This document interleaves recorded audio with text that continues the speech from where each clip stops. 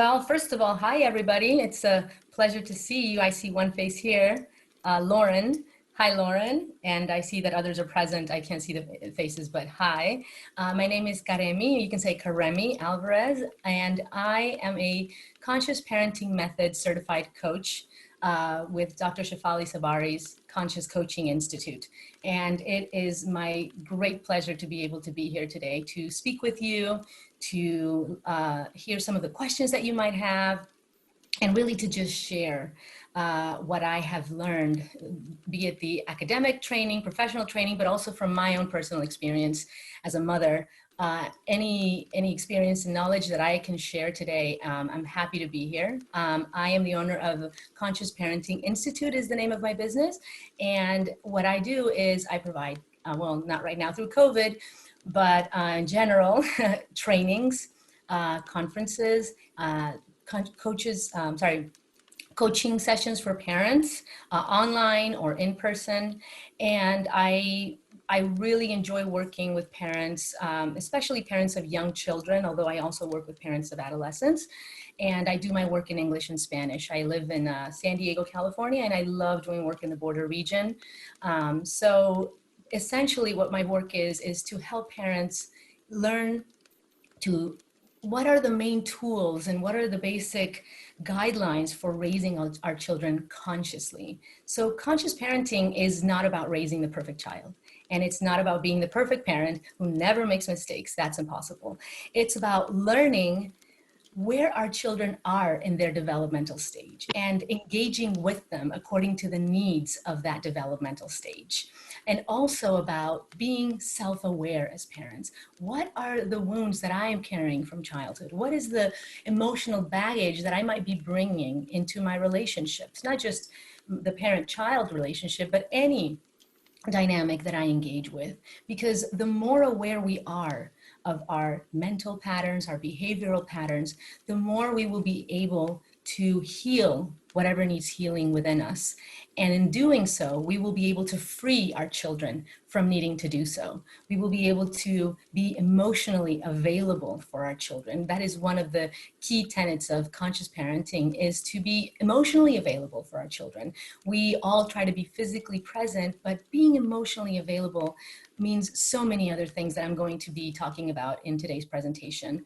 So that's essentially what the work of conscious parenting is. Now, of course, parenting is a uniquely personal journey, but fortunately for us as parents, the fields of interpersonal neurobiology, the field of neuroscience, the Harvard University Center on the Developing Child teaches us so much about some of the key components that need to be met in childhood in order for our children to enjoy mental and emotional health, a healthy sense of self. And so that's what we're going to be talking about today. The topic for today is, what is an emotionally healthy early childhood and why is it so important? So I'd like to start by saying that this topic is endless. We could talk here for days. We could talk about brain development and attachment and the different types of attachment and the importance of healing the inner child and how that comes up, and so many other aspects, you know, social development, physical development, et cetera, et cetera. But I know that I have 20 minutes to talk about some important things, and that's okay, because the remainder of the time will be questions and answers. And I know that we'll be able to talk about other things in more detail as it pertains to early childhood by getting some questions and answers and actually being able to have a conversation. So that's great. So know that this is a very extensive topic, a very interesting one, obviously a very important one for us as parents. But I'm going to be talking about some of the basic, most important aspects of why early childhood is so important and what it looks like and how we can start working on that as parents. So I'd like to begin by having all of us be on the same page as to what we refer to when we talk about early childhood. Perhaps some of the parents here in the audience are new to parenting, or perhaps they're expectant parents. So early childhood is typically defined as the ages from birth to age 6 or 7. Typically, that's how it's defined. Although some organizations like the World Health Organization or UNICEF describe it as stages from birth to year 8. So it varies, but in essence, I would say ages 0 to 6, 0 to 7 is what we're referring to in terms of early childhood.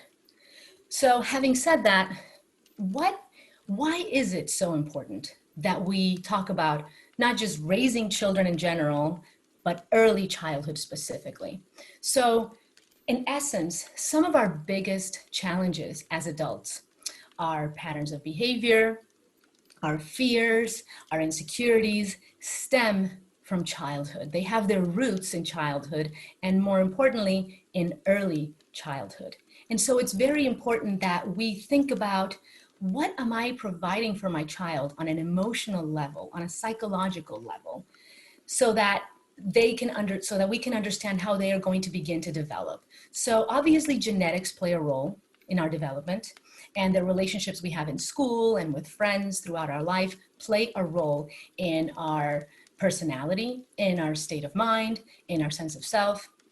But the most influential factors in how we see ourselves, are we worthy of love and respect?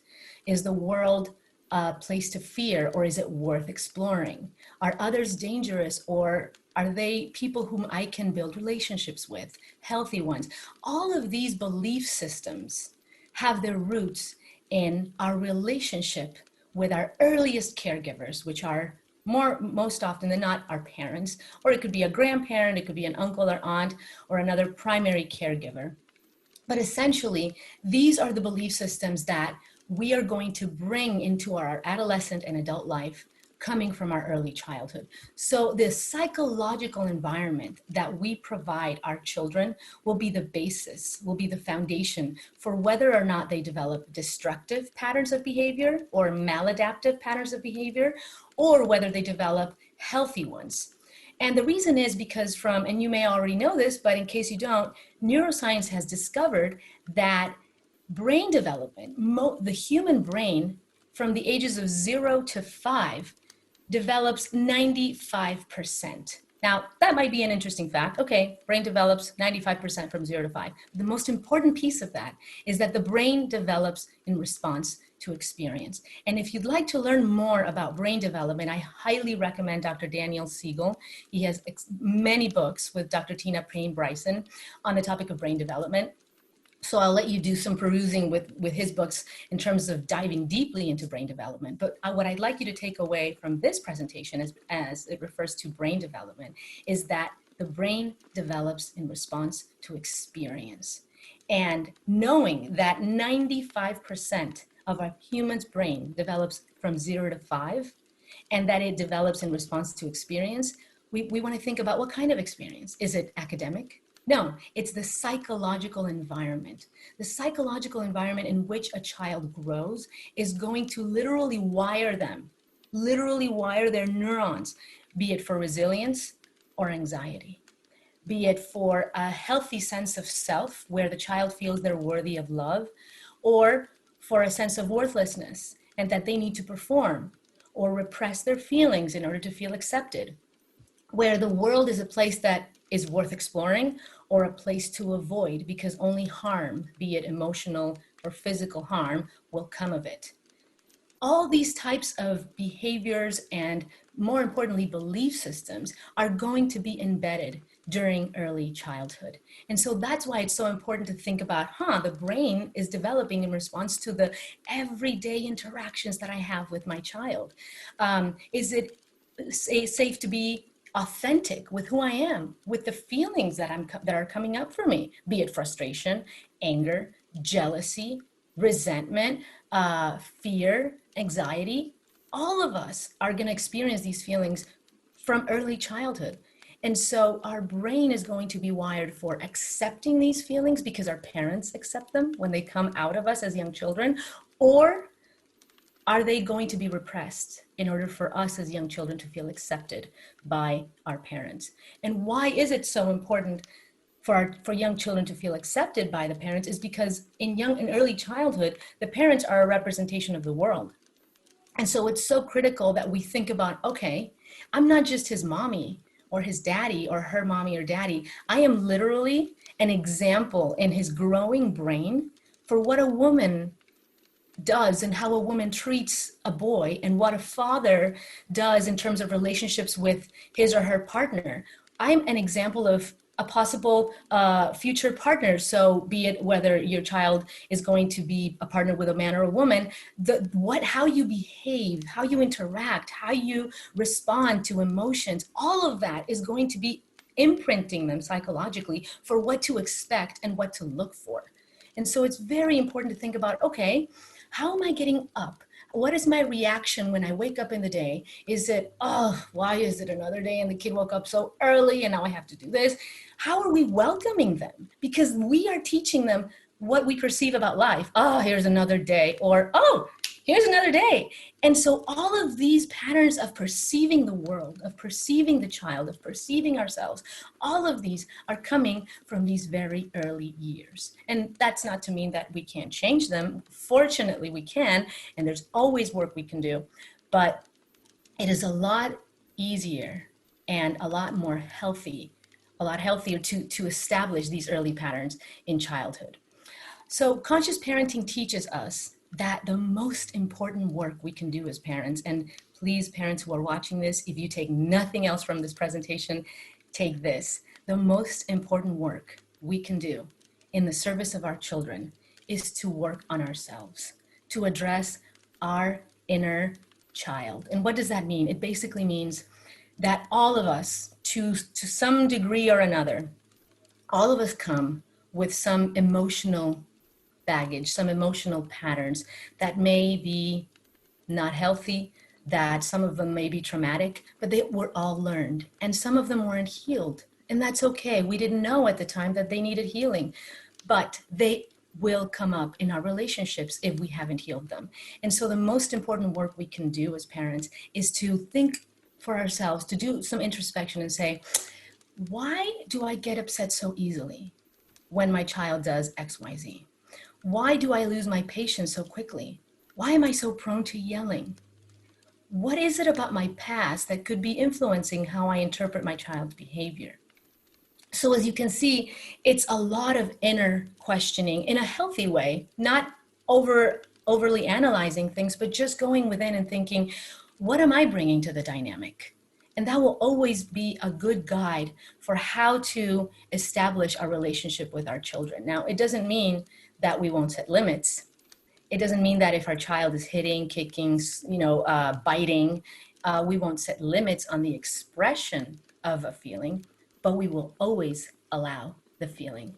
Because by doing this, we are communicating to our child that feelings are okay, that they're manageable, that the healthy expression of the feelings is important and healthy and necessary. And so one of the important things that we can think about in early childhood as well is that we are models for how to handle stress. So as you can see, let me just backtrack a little bit. We've established a little bit of the why. Why does early childhood matter? Well, we're building this foundation for psychological well-being. But now that we've talked a little bit about why that matters, what does it look like? What does an emotionally healthy childhood look like? What could be some of the characteristics? Now, there are plenty, so that's good. But one of the main ones, and I'll start with what the research shows is the most important, is when a child is securely attached to their parents or caregivers. And what that essentially means is a child feels securely related in a relationship in which the child feels safe with their caregivers.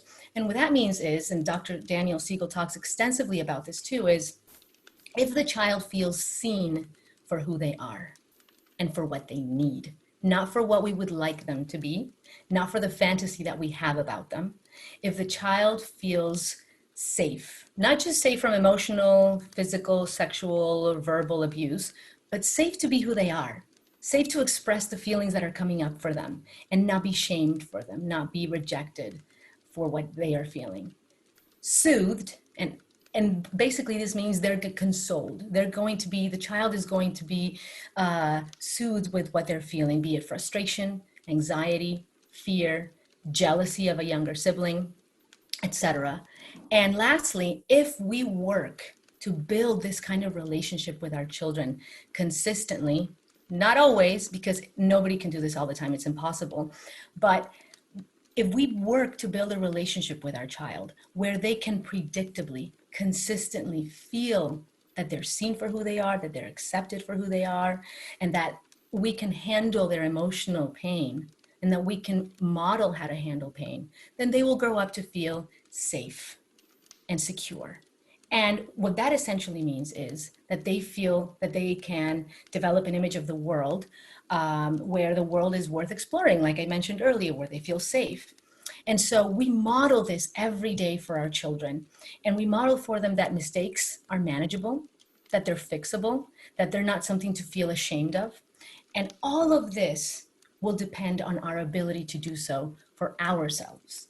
So I invite the parents who are looking at their relationship with their children, who are watching us right now, to ask yourself, how do I talk up to myself? What is my inner dialogue when I make a mistake? Be it at work, be it when I have some difficulties with my partner or with other family members. What is my inner dialogue about making mistakes?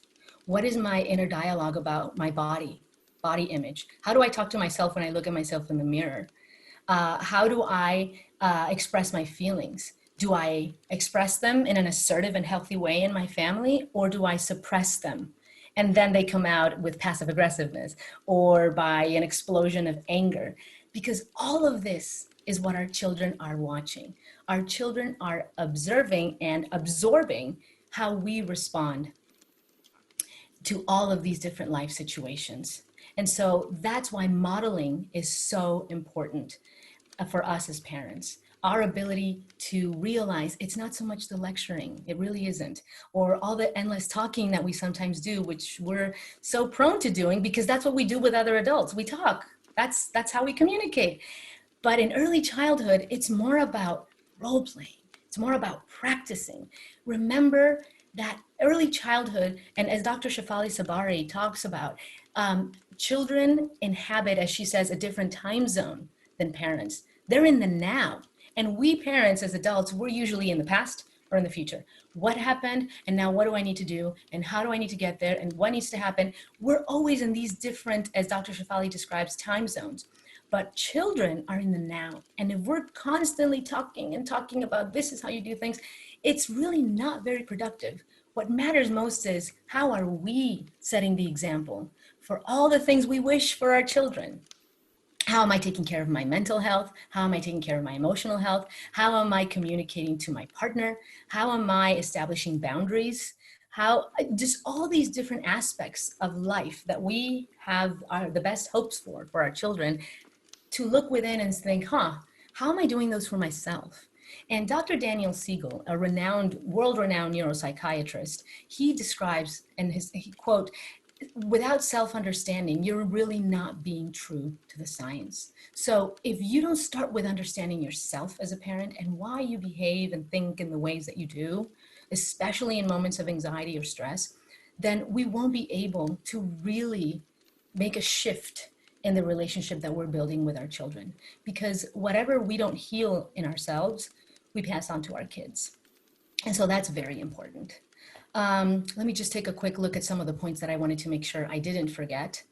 One of the things that Dr. Gabor Mate, I don't know if you're familiar with his work, he talks a lot about mental health and describes a lot of important aspects of mental health in early childhood, is to allow our children to have both a connected relationship with us while at the same time feeling that they can be who they are and express what they feel. Because sometimes as parents, we feel so threatened or anxious when our children are expressing anger or their tears that we want to do whatever it takes to help them to feel better. And of course, as parents, we want our children to feel great and to be happy, but the parent in us sometimes wants to distract them from the pain. Oh, let's just have ice cream and, it's okay. And let's go to the park. And when they're crying, we might say, let's play with your dolls or with your toys. Look, you're strong. You're a strong kid. You're going to be fine. So Unfortunately, with the best intentions, sometimes we try to distract our children from pain that they may be going through, be it a difficult day at school, or a friend that no longer wants to play with them, or a move to a new place, or whatever challenge they may be going through in early childhood. Sometimes the parent in us wants to just kind of, okay, let's just make you feel better now because it hurts to see you crying. And of course it does. But very important,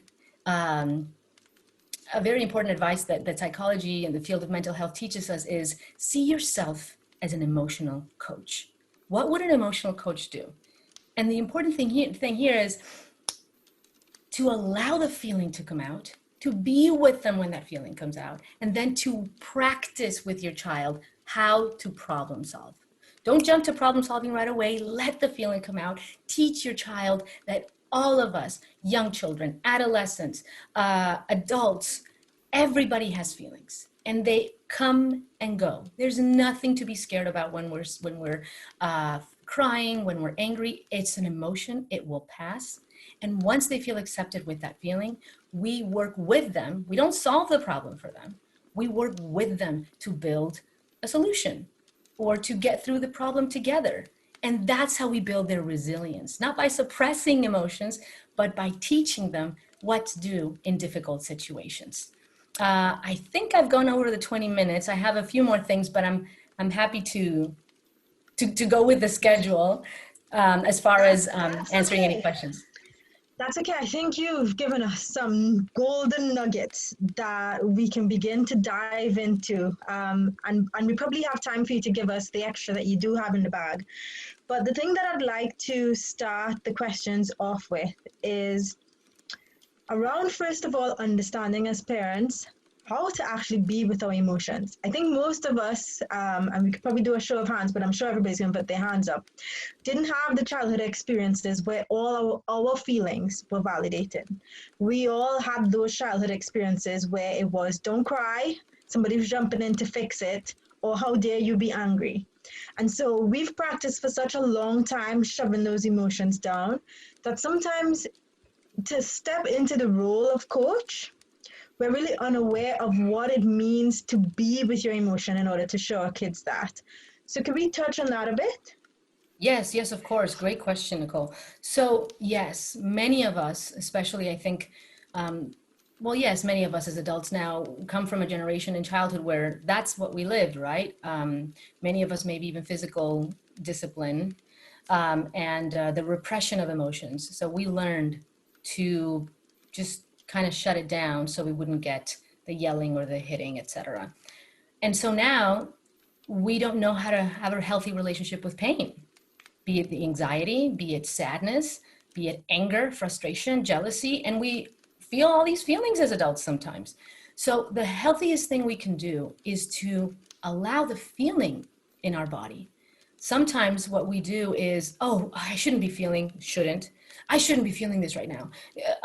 This is happening and I should be happy. Why am I feeling this? I should, and the shoulds. Or I shouldn't be so frustrated. I have children. I always wanted children. Why am I feeling this way? I should feel happy and grateful. And not that one doesn't benefit from feeling gratitude, of course. But these shoulds are so loud in our mind. And it's important to remember that it's not that we just innately have those voices in our head. They were learned. This is all learned. And that helps to see yourself as a human being with a less critical voice. These voices that we have that are so critical of ourselves, I shouldn't be feeling this, I should be feeling this, why am I going through this again? I thought I had already solved these kinds of issues in my life. Like just this very sort of self-aggressive dialogue that we tend to have with ourselves. Please know that it is learned. It was something that we learned to do when we were growing up. And this isn't to blame our parents. This is just to describe that our parents doing the best that they could were in a state of mind and in a level of consciousness that was not very high. They did the best they could with the level of knowledge and self-understanding that they had. And so the result is the way they raised us. Many of them didn't even know that there was such a thing as healing ourselves from our generation's toxic patterns or traumatic patterns. So they just passed on that legacy, that emotional inheritance. But if we understand I have a set, and for us, for everybody, it's a little different. I have a set of behavior patterns as an adult. I have a set of belief systems that honestly are very limiting. They limit my self-confidence, my ability to go out into the world and manifest who I believe I really am. They limit my ability to feel at peace, to feel confident, to raise my child, or to just say endeavor in the career that I'd like, et cetera, et cetera. To know this is something I learned. And if it's something I learned, I can unlearn it and I can replace it with a new belief system. Don't feel that that's you. If you're feeling anxious, try to separate that to say, I feel anxiety. Not I am an anxious person. I am a depressed person. I am a rageful person. I am. That doesn't define you. Your thoughts do not define you. Your behavioral patterns do not define you. They're simply a set of patterns that come from a belief system that was built over years through your growing up. And these are behaviors that were developed to adapt to the environment you lived in. They're called adaptive in early childhood because they allow you to adapt to the environment that you're growing up in order to feel accepted and loved. But then in psychology, they're maladaptive is the term when you're an adult, and that they become destructive for your own emotional and mental health later. And in doing so, they can be destructive for the development of your child. So always, whenever you're feeling these feelings of anxiety, let yourself feel them.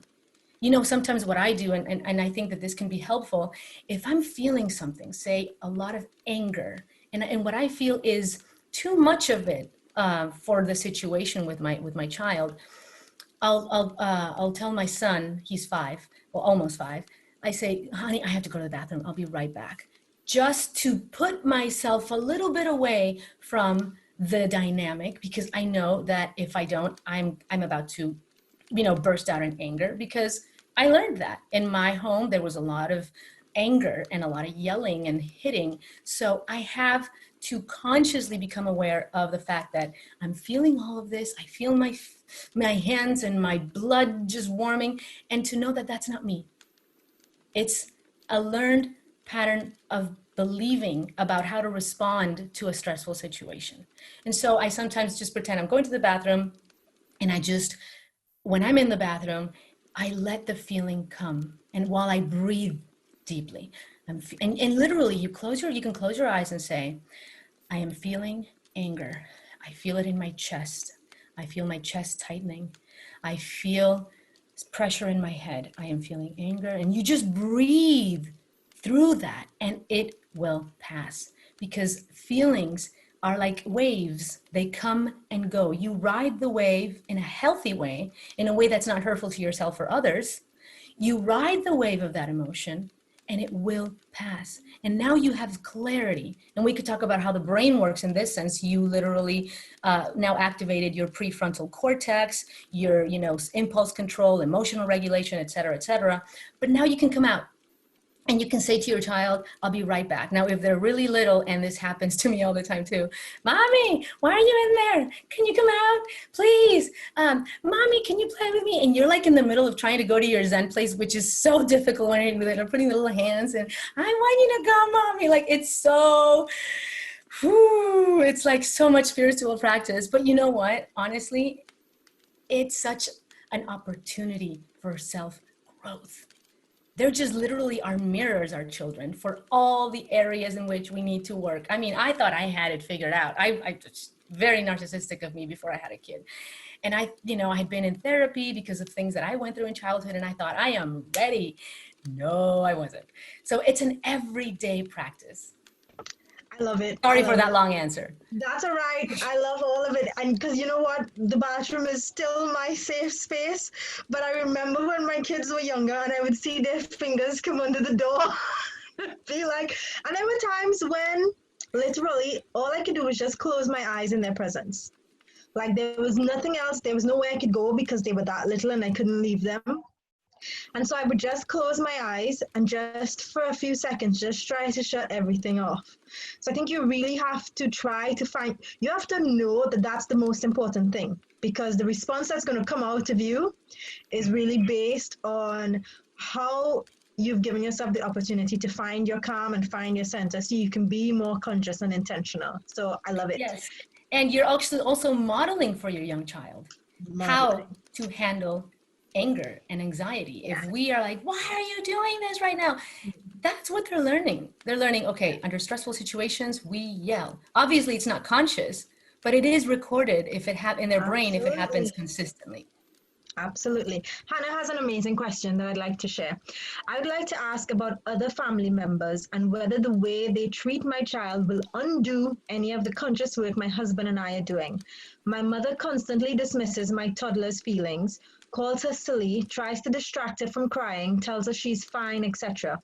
If my mom was to look after my daughter for one day a week, for example, would she damage the work we're doing at home to validate her and take her feelings seriously? Or will my husband and I be able to protect her from it? I want to have another baby and I will need my mom's practical support, but I'm afraid to rely on her if her treatment will cause damage to my baby like it did to me. That's an amazing question, Hannah. That is a very good question, Hannah. Thank you for asking it. It shows that you're aware of how your relationship with your mom has impacted you and how you don't want to pass on that legacy to your children. I would say that one day a week wouldn't cause her damage, especially if in the home you and your husband are working to really foster an emotionally healthy environment where your daughter feels safe to express her feelings, where her feelings are validated. Especially, I noticed what you said, instead of saying, you're fine. No, she's not fine. That's why she's crying. I mean, in our adult perspective, to us, it might be something minuscule and not worthy of showing such expression of intensity of feeling. But in her young, underdeveloped brain, and for her at the level of development that she's in, it could be very important. And so you know this, Hannah, and that's why you're asking the question, I know. But I would say that one day a week is not it's not going to dramatically affect her. But I would also encourage you to ask yourself, what if I speak with my mother? Now, that doesn't mean that we're going to change her. We can't change anybody. We can only change ourselves. But it is worth exploring if she's going to be taking care of your daughter and this is a priority for you to talk with your mother. Perhaps if you feel that the opportunity allows and your mother can listen, to have an honest conversation about how the way that she is being with your daughter and was with you has impacted you. And maybe there can be a lot of growth that happens not just with you and your daughter, but with your mother as well. And if that doesn't happen, if she doesn't listen, etc., either this is something that I love about the teachings that we received from Dr. Shefali Sabari as far as how to handle some difficult situations, be it in marriage, etc., or in this case, you have a few options. A, you can accept it. You can accept it the way that it is. Just don't say anything, don't do anything, just accept it. B, you can let go of that situation. You can change the situation and just no longer have your mother be the one who takes care of your child. Or you can try to change your mom. So wait, I said you can accept it the way it is, leave it, or change. You can't change somebody else. You can only try, but not going to happen mostly. You can only try and change yourself. And even that is pretty challenging, as we've seen with changing our pattern. So really you're left with those other two. You accept it or you leave it. And what I'll say about leaving that situation is this, and it might sound drastic the way that I'm going to say it, but I remember listening to this as an example. If your parents no longer existed, you would find another situation, another solution for caretaking, for the babysitting of your child, right? If they were not an absolute not possibility, or say they lived in another continent, you would find somebody else. So maybe ask yourself, is it overall in our best interest to maybe have someone else take care of my daughter? Or am I okay with my mom continuing to take care of her? It's really a very, very personal choice. I'm not suggesting that your mom no longer takes care of your daughter, just to think about those possibilities and to think that your daughter, as long as you're building a very close relationship with her and your husband as well, she's most likely going to be just fine. I love that. There are a few things. So Hannah's kept talking, and while you were going on, she kept giving us some bits of additional information. One is that she feels like she has tried to communicate with her mom, but it's a closed door. Okay. And her mom feels like she did what needed to happen and it worked. Her kids grew fine. They're all healthy adults. So there's no room for changing there. And one of the things Hannah is really worried about is that without her mom's practical support, she feels like it would be difficult to have two kids that she could parent really consciously. So I'd like to share a little bit about that. So I have two kids that are 20 months apart. And I live in England, and my entire extended family lives in the Caribbean. So we were very much isolated. And I didn't have the type of relationships that made me feel comfortable to rely on babysitting. So it was really just down to me to kind of get it done. And then I had to work on building those relationships. I had to work on identifying what was important. It was important that I had some downtime so that I could always be my best. And when I knew that that was important, it then became important to find people that I could rely on for childcare that I felt would follow a conscious parenting path, that would parent and support my kids in the way that I felt was an extension of what was happening in our home. But there's another thing that I want to bring here, especially for toddlers. Toddlers are at this stage, I think sometimes we underestimate their capability, but they're really very clever and very open to understanding different concepts about life if we're eager enough to share. And I think at 2, it's quite possible to begin sharing in an age appropriate way that not everybody thinks the same way.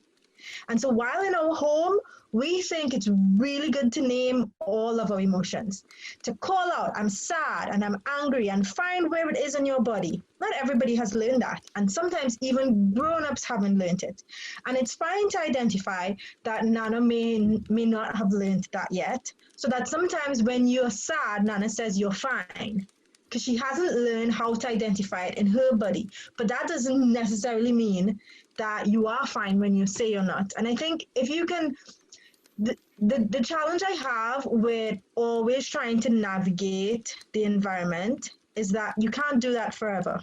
Kids are going to go to school and somebody's going to be mean on the playground.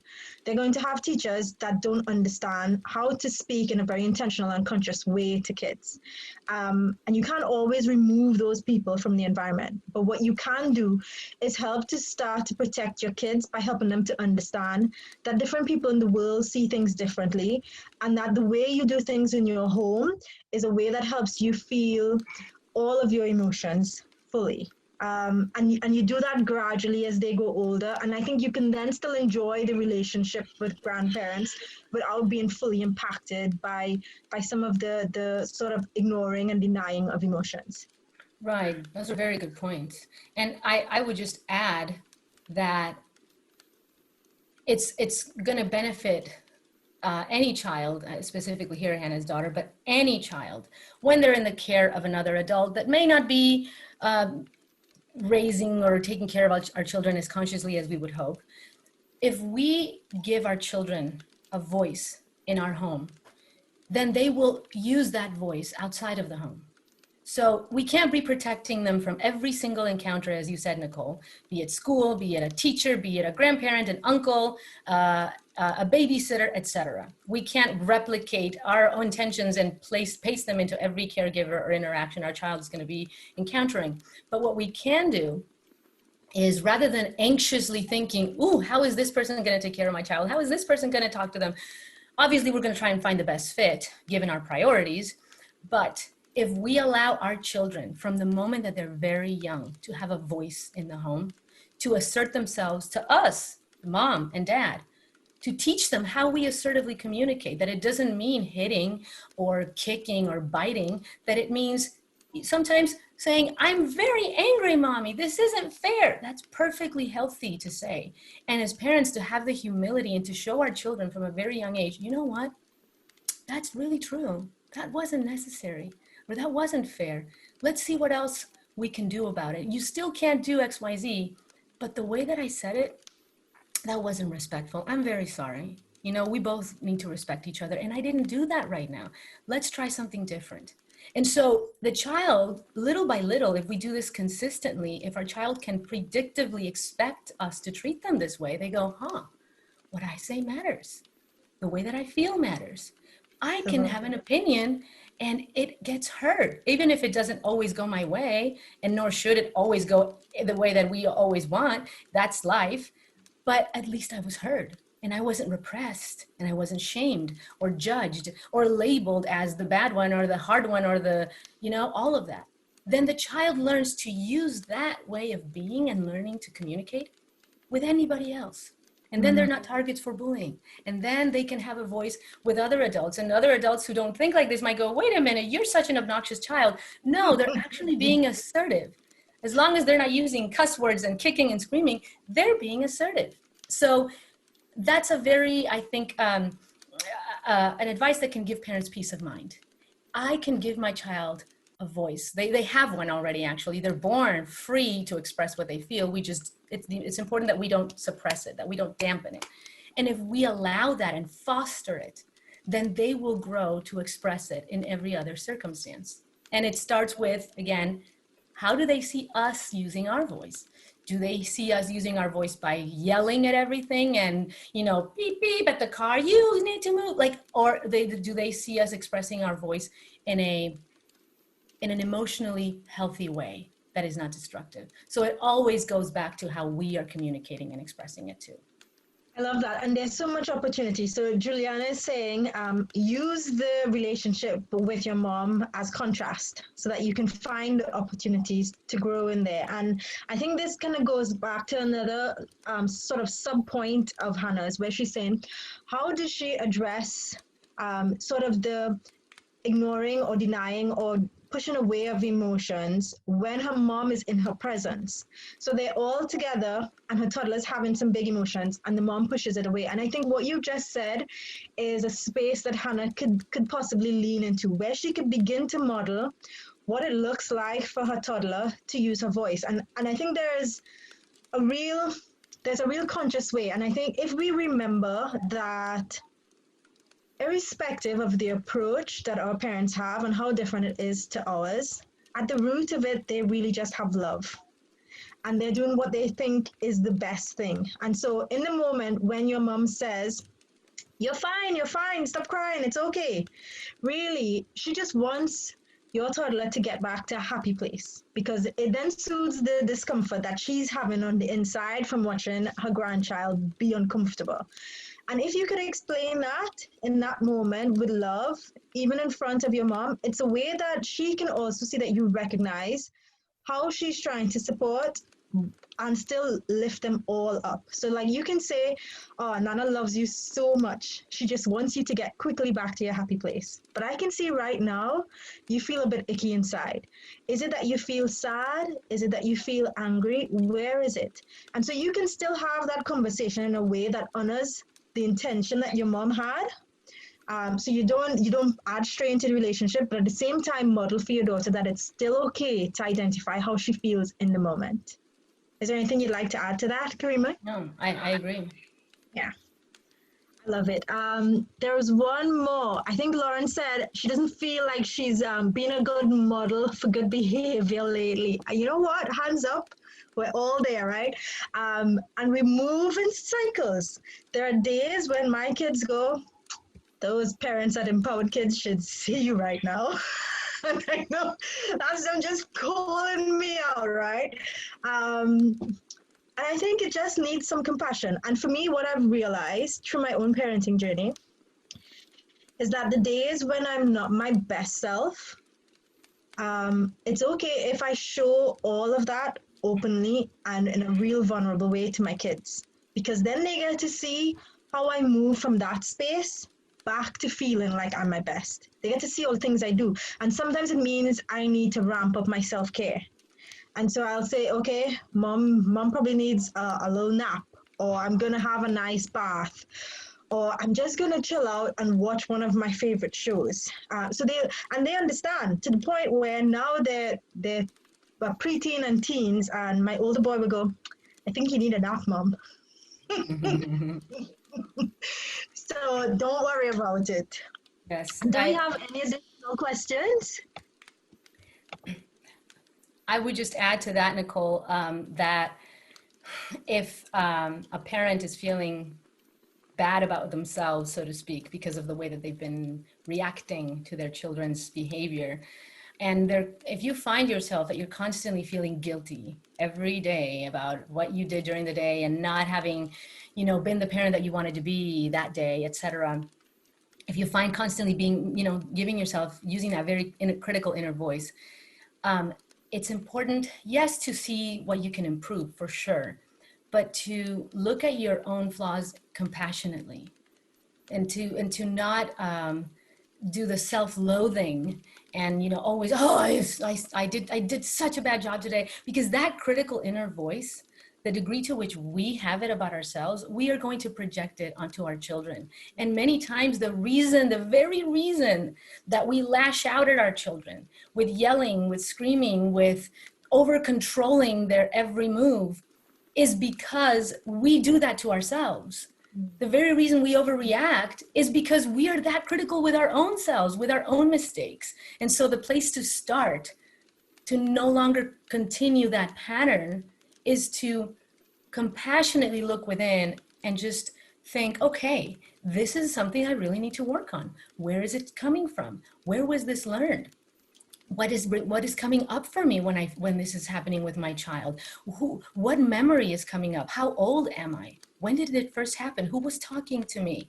Where? And so really we can practice journaling, we can talk to a coach or a therapist, and really be able to put ourselves in a mirror and say, this is where the pattern is coming from. And that's how we will gradually eliminate it in our dynamic with our children.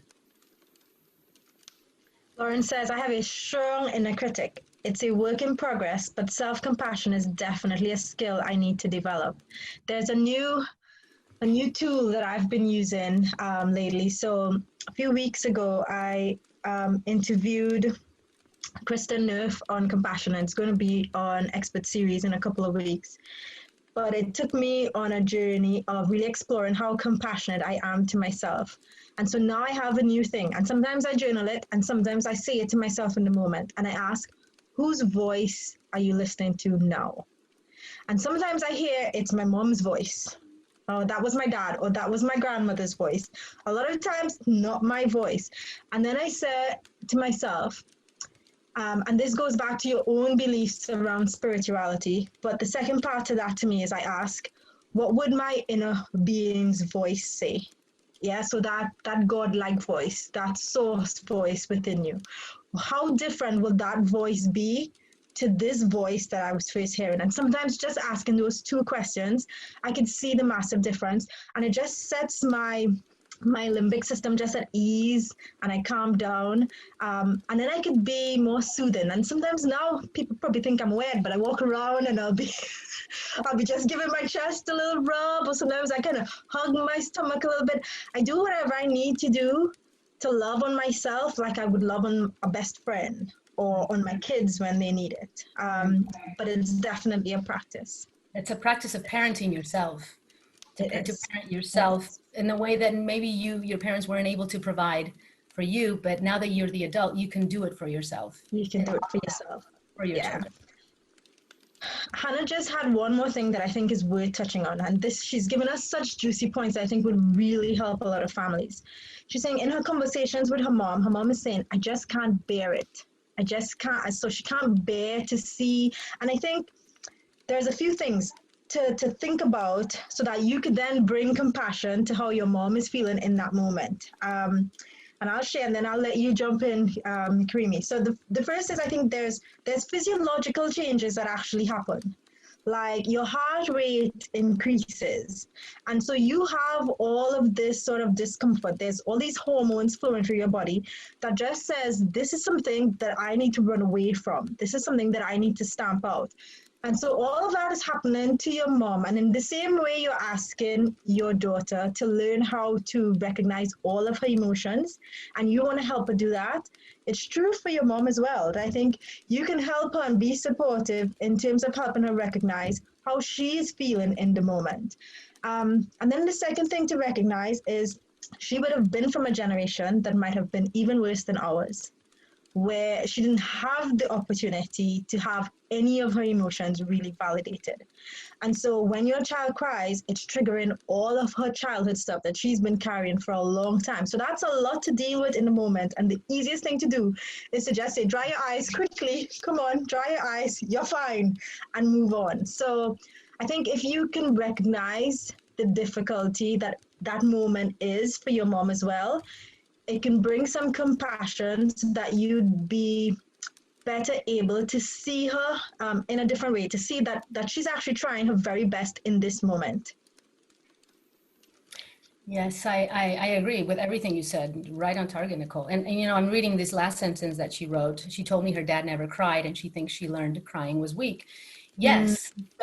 So when as young children, even from the time we're infants, as young children, if when we express a feeling, if crying in the crib and nobody picks us up, or we're crying about something when we're toddlers and we're either ignored or just not paid attention to in that moment or told to be quiet, you know, those kinds of expressions in a relationship, if they continue consistently, they'll teach that young child, that infant, it's better to pretend or to act as if I feel nothing than to express what I'm feeling and then nothing happens.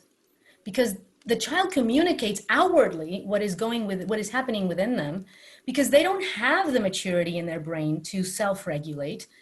So they need, literally, our parents, our prefrontal cortex, we need to be their mature brain and model for them what we do in those situations.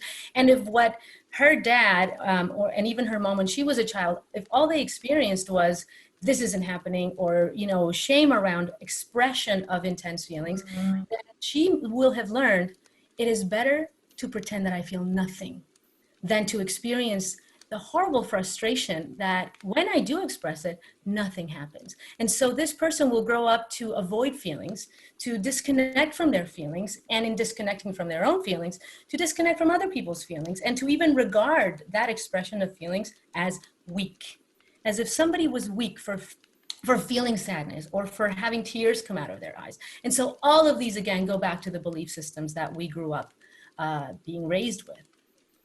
we have language fit, right? It's don't cry, you're a big girl or you're a big boy. You understand? So it's all around really just saying these are the reasons why you should not give in to those feelings. You should not even think about feeling them, fully expressing them.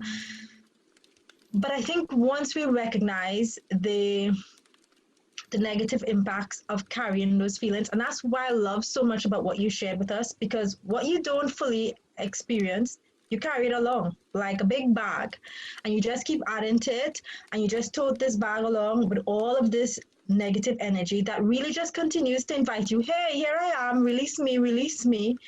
And the more you ignore it, the louder and the louder it gets, until sometimes that's when you have that boom and that explosion, because you've been carrying so much inside. So I think once you recognize the importance of that, and the fact that you get to really have a space where you could really fully enjoy life, like that's where you can tap into the best of who you are, only when you really release those emotions, then I think it sets up, for me at least, that commitment, in spite of what my parents might practice about emotions or the other people around me, it leaves me committed to myself and to showing my kids that there's always a space for release. Hannah just has one more. What bothers me is that I'm working so hard on myself and have been my whole life.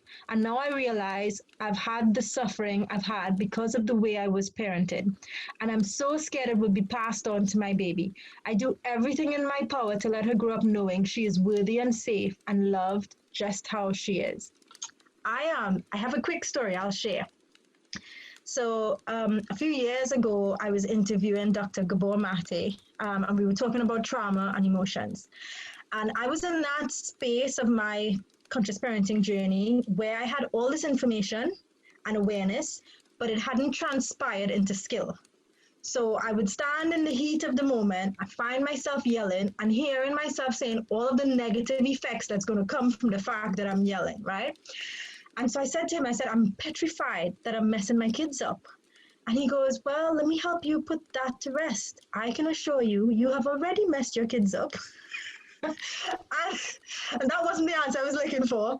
But what I've realized after talking to him and continuing my journey is that we weren't meant to be perfect. This wasn't meant to be a soft cushion where there was no friction for your kids to learn from and to grow from.